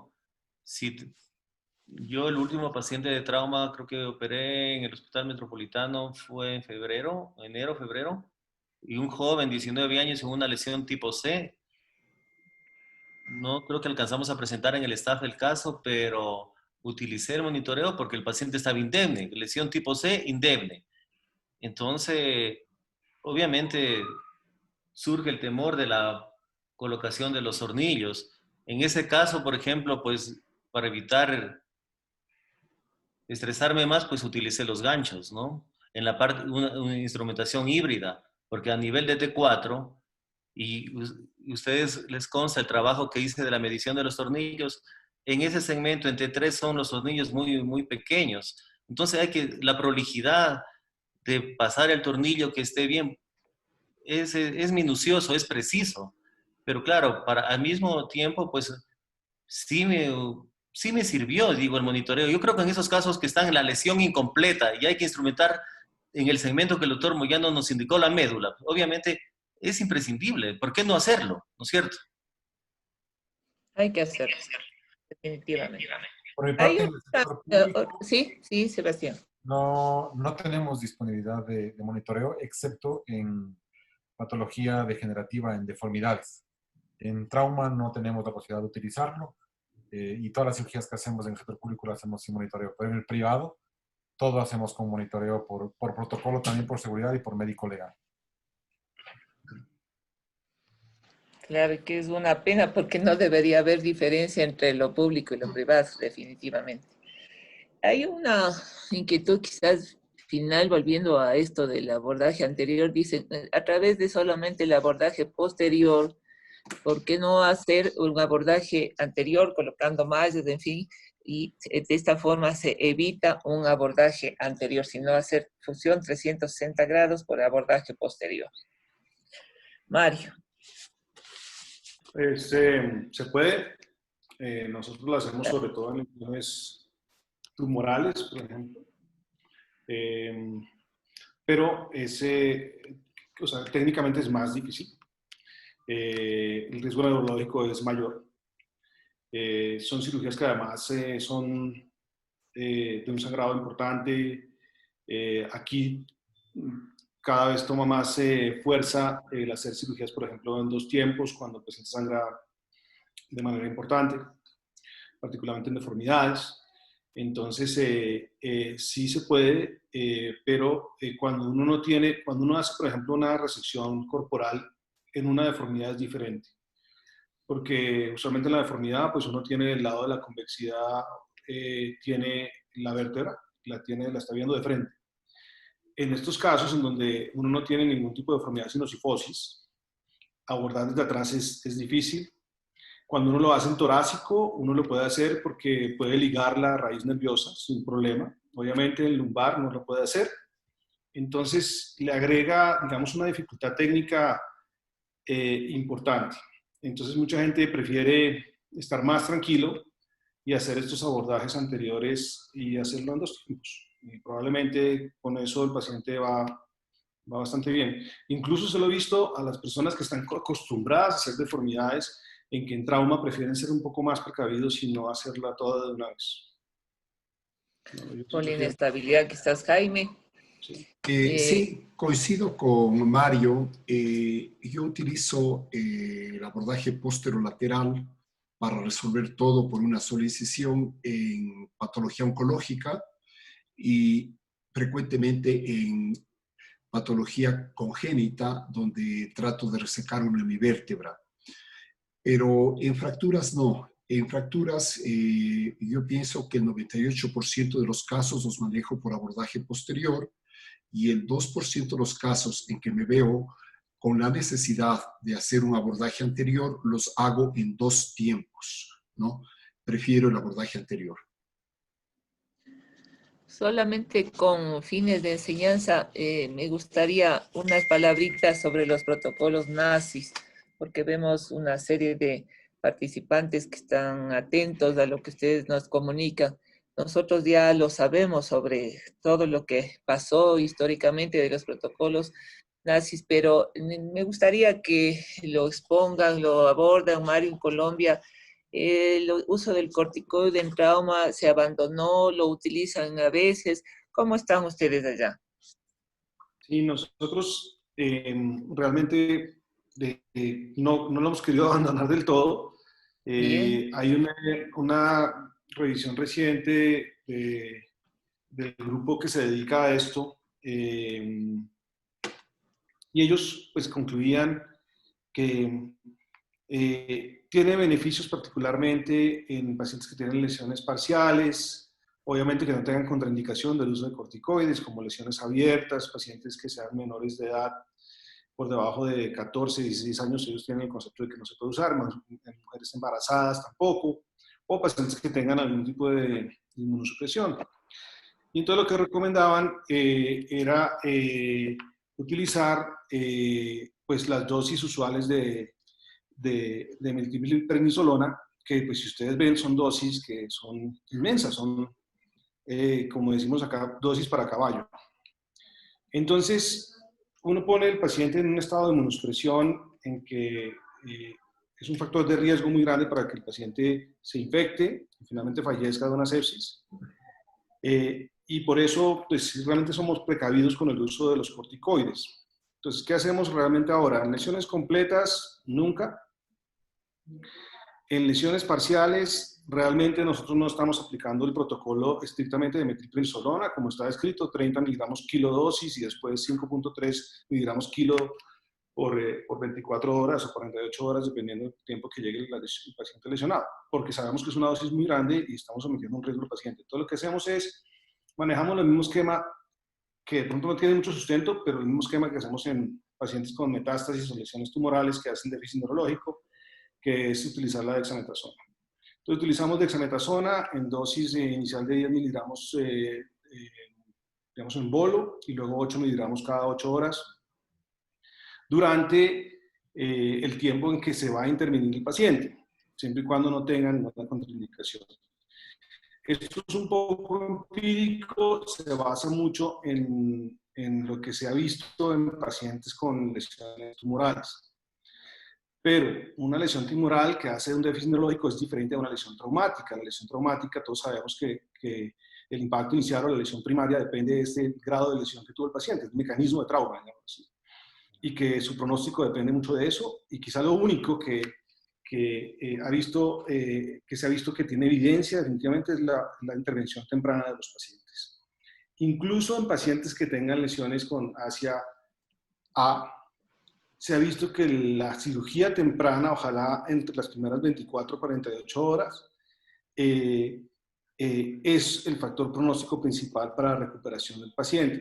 El paciente con una lesión hacia A tiene un 3 a 5% de probabilidades de recuperar, pero un hacia B tiene muchísimas probabilidades de recuperar por lo menos 2 puntuaciones en el ASIA. Entonces la intervención temprana es el punto crucial. El uso de corticoides, no. Definitivamente no. Y esta revisión que les estoy diciendo se hizo del grupo de Michael Feelings, que es pues el que más ha trabajado sobre este tema. En Toronto, sí, así es. Los ponentes en sus hospitales, Jaime, Marcelo y Sebastián, ¿utilizan corticoide en el trauma? Yo he abandonado ya varios años el uso del corticoide en el trauma y más bien me he inclinado a insistir en una descompresión y estabilización quirúrgica precoz. Yo pienso que eso tiene también sustentación fuerte en la literatura actualmente. Sebastián y Marcelo. Sí, yo también he abandonado en realidad en trauma, he abandonado el uso de corticoide en base al metaanálisis de Cochrane de hace algunos años, en el cual se había mayor riesgo, mayores complicaciones. Evidentemente, un paciente oncológico y un paciente degenerativo es distinto, pero en trauma y abandonado, ni en el público ni en el privado lo utilizo. Sí, en nuestro caso, mientras se realice la cirugía temprana, que eso también hay que definir, ¿no? ¿Cuándo es temprana y cuándo es tardía? Hay los trabajos que dicen temprana en 48, hasta 48 horas. Pero lógicamente, mientras se puede hacer la cirugía, la descompresión, porque la isquemia es el problema aquí. Aquí es la lesión secundaria que la primaria no es modificable, la secundaria sí, pues ahí es si el paciente tiene acceso al hospital público. Ahora ha mejorado bastante aquí las cuestiones en el Ecuador, en Quito, a nivel público y privadamente, mientras la cirugía se realice lo más temprano para reducir esta cadena de la lesión secundaria que son antioxidantes, todo lo que ustedes conocen, ¿no? Ahí pues sería mejor. No obstante, queda en el aire el protocolo del NACIS 2, que es el que creo que todavía tiene vigencia, que se vio que dentro de las 8 horas en lesiones incompletas, obviamente, no en las completas, en lesiones incompletas, pudiese tener algún beneficio de recuperación, que eso es lo que dijo el trabajo, y ese trabajo, si mal no me equivoco, creo que fue escrito en 1990. O sea, estamos hablando de 30 años. De los demás, hasta la fecha son ensayos clínicos, pues no hay más. Entonces, creo que aquí la conclusión sería la cirugía temprana. Cirugía precoz. Y para llevar a casa, yo creo que ninguno estamos con los protocolos NACIS, ni 1, ni 2, ni 3. Lo que Mario nos ha indicado es utilizar la dexametasona como una protección medular, es lo que percibí en las lesiones incompletas, como bien se dijo. Y para la audiencia, tal vez para finalizar este encuentro, que también hay personas que están en la parte biológica. ¿Alguno de ustedes coloca en lesiones medulares incompletas soportes como, por ejemplo, factores de crecimiento, mientras ustedes hacen una gran descompresión y fijación medular? ¿Colocan esto, Mario, en Colombia? ¿Les da resultado? ¿Están en este estudio de poder ayudar de otro tipo, lógicamente con estabilización de vida, pero con este tipo de ayuda terapéutica? Sí, estuvo en boga, ya no más. Creo que no mostraron una evidencia que estuviera superior a hacer una artrodesis convencional. Lo que sí definitivamente no es que pues ya no se utiliza tanto injerto de cresta ilíaca, se utiliza el autoinjerto tomado de la albectomía mezclado con aloinjerto. Acá tenemos una ventaja, es que tenemos banco de hueso, entonces es un aloinjerto de un costo que no es alto comparado con los institutos óseos y pues se consigue una buena cantidad. Entonces utilizamos más eso. Y hablando un poco de cirugía biológica, como se llamó en su momento, también se abandonó eso, que era la cirugía que se le hacía a los pacientes que ya tenían lesión medular y que se le hacía cirugía que fue impulsada por un portugués, que se le hacía cirugía de células madre. Entonces, aquí estuvo en boga y la utilizaron durante mucho tiempo, digamos que un par de años, tampoco fue mucho tiempo. Y hubo muchos pacientes que se sometieron a la cirugía en donde se le tomaban células madre de mucosa nasal y se le ponían en sitio de lesión. Realmente los resultados fueron que no hay buen resultado con esos pacientes. Se dieron cuenta que es que los pacientes que se sometían a la cirugía después los ponían a hacer una especie de rehabilitación muy, muy intensa. Entonces el paciente tenía la sensación de que él lograba mejorar un poquito, la sensibilidad un poquito, la parte de control de esfínteres, pero no más la sensibilidad en el control de esfínteres, pero nada en concreto realmente. Entonces sí, realmente acá no se usan esas alternativas. Sí, no, aquí en Quito, ¿alguien de los colegas utiliza algo de esto? No, definitivamente no existen trabajos serios que muestren la ventaja de este tipo de cirugías con factores de crecimiento o células madre en el pronóstico neurológico del paciente.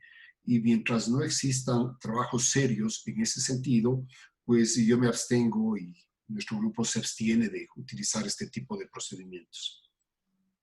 Sí, de acuerdo. Yo, por mi parte también hemos hecho una pequeña revisión de la literatura eventualmente, porque los pacientes también preguntan Claro. sobre esto y en realidad los estudios que hay son estudios hechos en animales, en los cuales no se ve una recuperación y en los pocos que, entre comillas, logran ver algo pequeñito es cuando se utiliza de manera aguda dentro de la primera semana.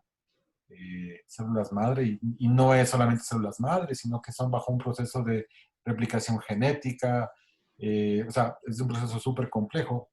No hay disponible en el país para poder hacerlo.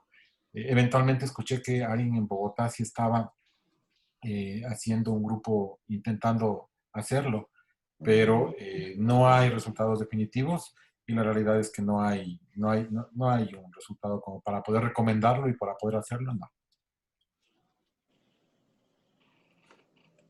Marcelo, ¿algo adicional? No, no tengo experiencia, he leído bastante, pero aquí en el país no hay. Yo pienso que en ese sentido falta una solidez científica para que esos pacientes infelizmente lesionados puedan tener un mejor porvenir. Pero por ahora no hay nada concluyente. Bueno, pues realmente, generalmente el abordaje terapéutico estamos haciéndolo con evidencia, como se han indicado todos ustedes, y si es que esto no nos aporta, no lo continuamos, no lo seguimos. Entonces, bueno, quería dar las gracias a todos ustedes porque ha sido un abordaje holístico de este tema. Esperemos que para la audiencia también haya sido de un completo entendimiento. Hay cosas fundamentales que desearía concluir, como por ejemplo que las clasificaciones en vigencia que fueron indicadas por Jaime están en vigencia y hay que seguirlas porque son importantes para saber el tipo de lesión que tiene cada paciente, saberlas diagnosticar bien, saberlas tratar y también ofrecer un pronóstico para estos pacientes. Los diferentes métodos terapéuticos, sea por abordaje posterior, anterior, o lo que Mario Herrera nos comunica por una técnica mínimamente invasiva, están también a la orden de una ayuda para estos pacientes para que se puedan reintegrar a su vida cotidiana si es que tienen ausencia de lesión neurológica, si es que tienen lesiones incompletas que se puedan rehabilitar. Y como dice Marcelo, realmente sí es triste para todos nosotros que tratamos de estas lesiones cuando los pacientes vienen con lesiones completas que definitivamente otra es la historia, potenciar quizás con una fisioterapia intensa, pero todos de ellos necesitan una fijación estable en su columna vertebral. No sé, Mario, alguna opinión tuya al final para despedir a esta reunión. No, muchas gracias. Yo creo que lo ha resumido muy bien.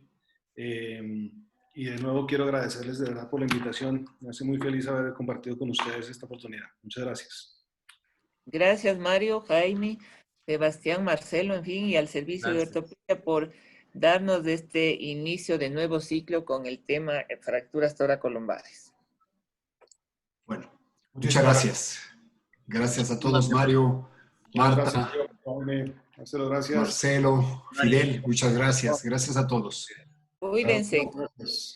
Dios quiera que nos veamos pronto. Sí. Sí, así. Chao, Así Mario. debe. Saludos. Gracias. Hasta luego.